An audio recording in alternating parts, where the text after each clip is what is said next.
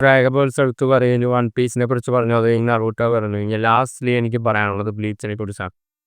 ഈ 4 അനിമേസും കൂടി ചേർന്നിട്ടാണ് ഒരു കാലഘട്ടത്തിൽ കുറേയധികം കുട്ടികൾക്ക് ഇത് എൻ്റർടൈൻമെൻ്റ് ആയിട്ടുള്ള സ്റ്റോറി നമുക്ക് തന്നിട്ടുള്ളത്. ഇത് കാണാത്ത ഒരു ഭൂരിഭാഗം നമ്മളൊരു ജനറേഷൻ എന്ന് പറഞ്ഞു കഴിഞ്ഞാൽ 94 തൊട്ട് ഒരു 2010 കാലഘട്ടത്തിൽ ഒരു ഭൂരിഭാഗം മിക്കവാറും കുട്ടികൾ കണ്ടിരിക്കാൻ ചാൻസുള്ള ഈ 4 അനിമയിൽ ഏതെങ്കിലുമൊക്കെ അനുവിട്ട് കണ്ടിട്ടുണ്ടാവും. കാർട്ടൂൺ നെറ്റ്വർക്കിലായിക്കോട്ടെ, അതുപോലുള്ള ഇതായിക്കോട്ടെ, ഏതെങ്കിലും മാധ്യമങ്ങളിൽ കാണാൻ ഇടവന്നിട്ടുണ്ടാവും. അപ്പോൾ ഞാൻ ബ്ലീച്ചിനെ കുറിച്ച് പറയുകയാണെങ്കിൽ, ഈ ഭൂമിയിൽ ഒരു ആത്മാവ് മരിക്കുകയല്ല, മനുഷ്യൻ മരിച്ചു കഴിഞ്ഞപ്പോൾ അവൻ്റെ ആത്മാവ് അല്ലെങ്കിൽ അവളുടെ എന്തിൻ്റെയെങ്കിലും ആത്മാവ്, മൃഗങ്ങളുടെയും ആത്മാവുണ്ട്, ആ ആത്മാവ് ഒരു പരലോകത്തേക്ക് പോകും. അപ്പോൾ ആ ആത്മാവിനെ കൊണ്ടുപോകാൻ വേണ്ടി നിയോഗിക്കപ്പെട്ടിട്ടുള്ള ആളുകളെ പറയുന്ന പേരാണ് സോൾ റിപ്പേഴ്സ് എന്ന് പറഞ്ഞിട്ടുള്ള. അത് സിനിഗാമി എന്നൊക്കെ പറയും. പിന്നെ അങ്ങനെയുള്ള കോൺസെപ്റ്റിലുള്ള ആളുകൾ, വർക്ക് ചെയ്യുന്ന ആളുകളിലേക്കുള്ള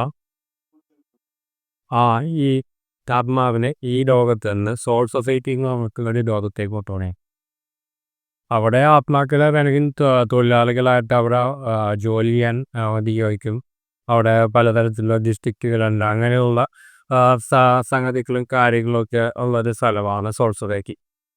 പിന്നെ ഈ സോൾ സൊസൈറ്റിയിൽ പോകാൻ പറ്റാത്ത ആത്മാക്കൾ അവരിങ്ങനെ ഒരു വേഗമുണ്ടോന്നും വെക്കോമുണ്ടോ അങ്ങനെ ഒന്നും പറഞ്ഞിട്ടൊരു വായിക്കൊള്ളാമല്ലാത്തൊരു പേര് പറയുന്നൊരു സ്ഥലത്തേക്ക് പോകും. ആ സ്ഥലത്ത് ഒരു പ്രത്യേക തരത്തിലുള്ള ഒരു വൃത്തികെട്ട ജീവികളായിരിക്കും ജനിക്കാം. ഇനി ഏറ്റവും നെഗറ്റീവായിട്ടുള്ള ആത്മാക്കൾ, അതായത് ജീവിതത്തിൽ എപ്പോഴും ഇങ്ങനെ കൊലപാതകങ്ങളും തെറ്റുകളും കാര്യങ്ങളൊക്കെ ചെയ്തിട്ടുള്ള ആളുകളൊക്കെ പോകുന്ന സ്ഥലമുണ്ട്, ഹെൽ എന്ന് പറഞ്ഞിട്ടുള്ള അങ്ങനെ ഒരു സ്ഥലമുണ്ട്.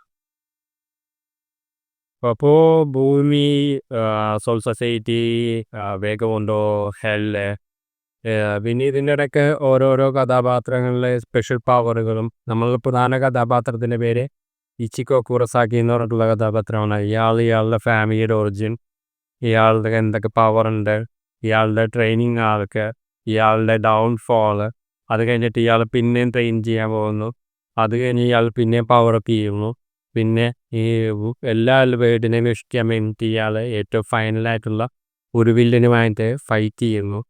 അങ്ങനെ രസകരമായിട്ടുള്ള രീതിയിൽ എഴുതി വരച്ച് ഡയറക്റ്റ് ചെയ്തിട്ടുള്ള നല്ലൊരു അനിമയാണ്.